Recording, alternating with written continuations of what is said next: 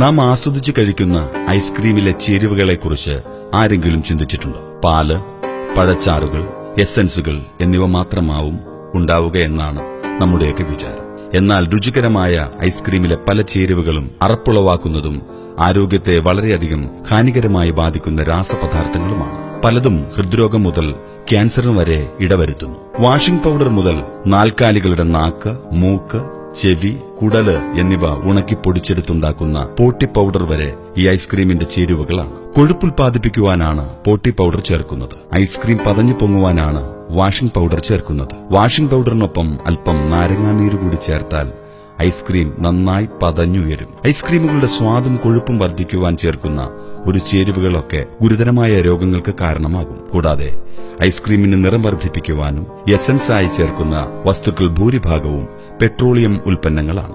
നിറം കൊടുക്കുവാൻ ചേർക്കുന്നത് മെറ്റാനിൽ യെല്ലോ എന്ന വിഷദ്രാവകമാണ്.